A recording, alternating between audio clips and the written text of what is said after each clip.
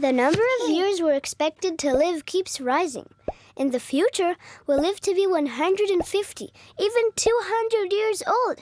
But what's the point of living so long if my body gets old and can't even function? Will there be a way to replace it? And what about terminal diseases? Will they be terminated? What will medicine here in Israel be like in the future? Doctor, I think I need a second opinion.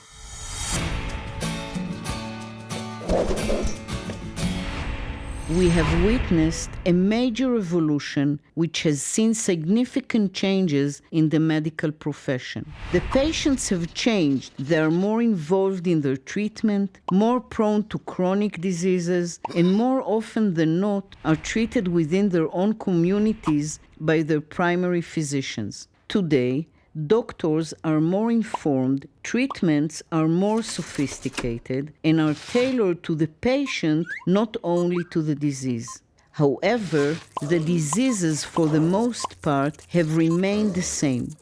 As the technology continues to advance, a person will be able to know at a very early stage about the diseases he is prone to, as well as how to prevent them.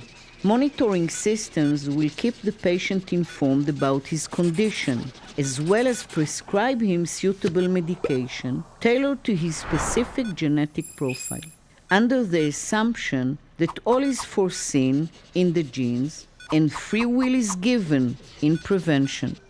Doctors will have to apply their practical knowledge in research. This will reduce the amount of time between discoveries in the lab and real-time implementation at the patient's bedside.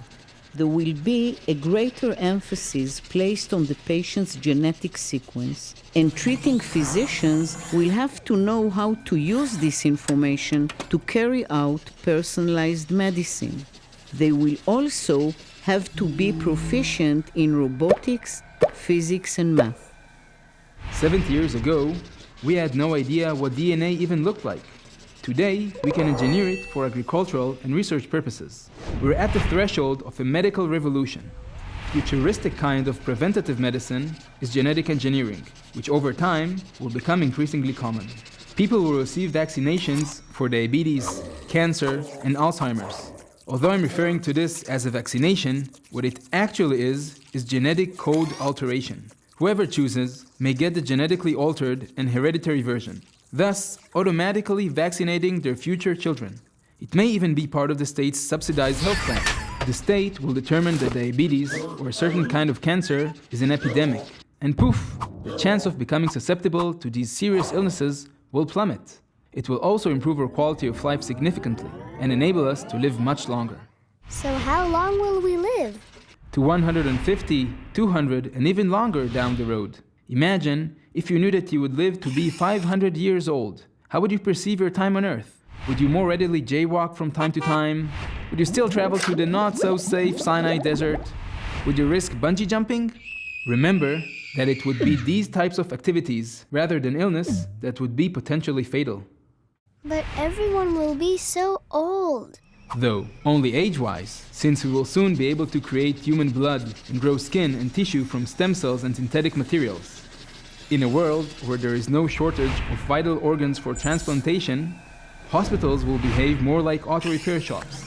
A person will be able to replace their heart, kidneys, pancreas, and skin with younger, even genetically enhanced models. And voila, a 150-year young person. So, in the future, we won't go to the doctor's office anymore? Doctors will always play an important role, but in slightly different capacities.